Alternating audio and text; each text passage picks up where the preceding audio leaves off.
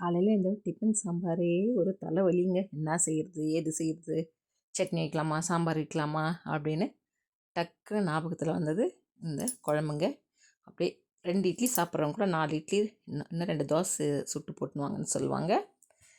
இது வாங்க, இது எப்படி செய்கிறதுன்னு பார்க்கலாம். வீடியோக்குள்ளே போகிறதுக்கு முன்னாடி முதல் முறையாக நம்ம சேனலை பார்க்குறவங்க சப்ஸ்கிரைப் பண்ணிங்க, கீழே இருக்கிற பெல் பட்டன் அழுத்திங்க. அப்போ தாங்க நான் போடுற வீடியோலாம் உடனுக்குடனே உங்களுக்கு வரும். கூட ஒரு லைக் பண்ணுங்க. சுவையான டிஃபன் சாம்பாருங்க. நல்லா இட்லி புட்டு பெரட்டி சாப்பிட்லாங்க. அந்த அளவுக்கு டேஸ்ட்டும் ருசியும் சேர்ந்த மாதிரி ஒரு டிஃபன் சாம்பாருங்க. ஒரு குக்கருங்க, குக்கர் இருந்தால் போதும். குக்கர் எடுத்துக்கலாம். 4 தக்காளி கட் பண்ணி இது போல் மேல் காம்பு பகுதி கட் பண்ணிவிட்டு இது போல் 4ஆக கட் பண்ணி குக்கரில் போட்டுங்க. அது கூடவேங்க பூண்டும் தோல் உரிசி ஒரு 6-7 பல் போட்டுக்கலாம். பெரிய வெங்காயங்க, அதை போட்டுக்கலாம். அது கூட பச்சை மிளகா விருப்பம் இருந்தால் போட்டுங்க, இல்லை தாளிக்கும் போது கூட போட்டுக்கலாம். அது அந்த தக்காளி வெங்காயம் முழுகிற அளவு தண்ணி ஊற்றிட்டு மஞ்சள் தூள் போட்டு குக்கர் மூடி போட்டுடலாங்க. குக்கர் மூடி போட்டோம். அதுக்கு தேவையான சாம்பார் பொடி ஒன்று ரெடி பண்ணலாங்க. நம்ம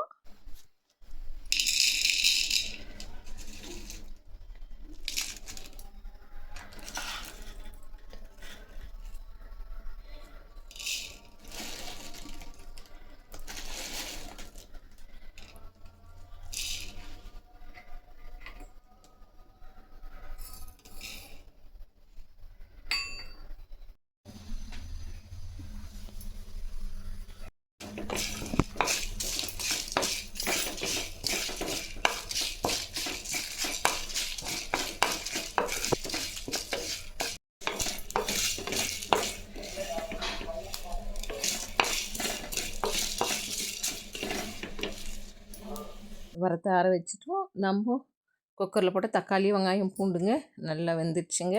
இது தண்ணி நம்ம வெடிக்கட்டிக்கலாங்க. வெடிக்கட்டி மத்து போட்டு நல்லா கடைஞ்சி எடுத்துக்கலாம். ஒரு மண் சட்டி கேஸ் மேலே வச்சுக்கலாங்க. சட்டி சூடு ஏறிடுச்சுங்க. நல்லா சட்டி சூடு ஏறினதும் நம்ம எண்ணெய்ங்க நம்ம யூஸ் பண்ணுறது. இப்போ இது தாளிப்புக்கு அந்த எண்ணெய் ஊற்றிக்கலாங்க.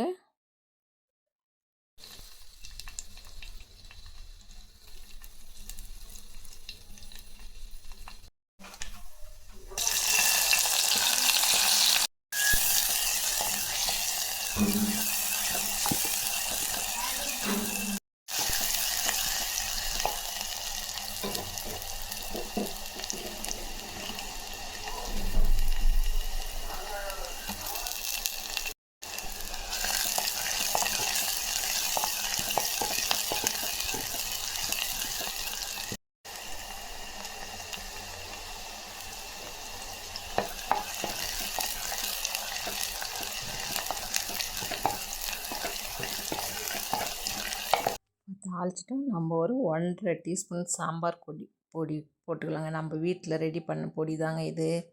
நல்லா இந்த சாம்பார் பொடி போட்டோம்னா ரொம்ப சூப்பராக இருக்குங்க. நம்ம தனியாகவும் பொடி அரைச்சி வச்சுன்னுக்குறோம். நம்ம வீட்டில் அரைச்ச பொடியும் கொஞ்சம் இதில் சேர்த்துக்கலாம்.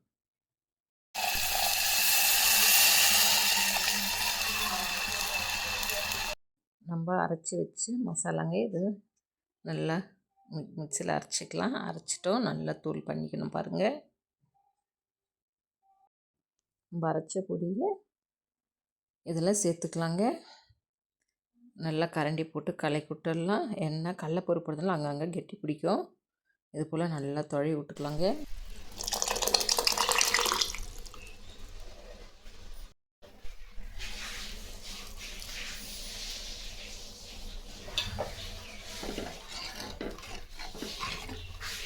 குழம்பு வச்சு திக்காக வரும்போது நம்ம கொஞ்சம் இதில் கடல மாவு சேர்க்கணும். 1 டீஸ்பூன் எடுத்தால் போதுங்க.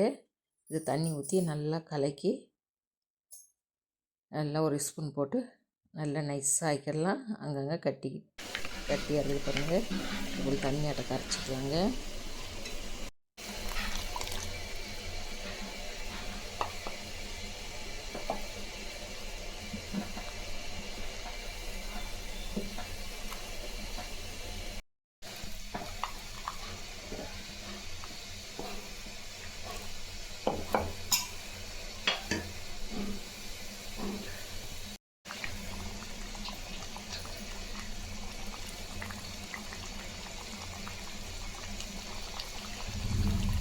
கொத்தமல்லி போட்டுங்க.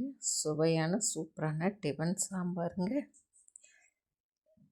இது இட்லி தோசை வானான்றவங்க கூட இன்னும் 2 இட்லி போடுன்ட்டு கேட்டு சாப்பிடுவாங்க. அது பாருங்கள், மல்லிகைப்பூ மாதிரி இட்லி பஞ்சு பஞ்சு மாதிரி இது பாருங்கள். இது போல் இட்லி செஞ்சுட்டு நம்ம வச்ச குழம்பு ஊற்றி சாப்பிட்டோம்னா அவ்வளோ அருமையாக இருக்குங்க. சுட சுட இட்லியும் இந்த குழம்பும் ஊற்றி சாப்பிட்லாங்க.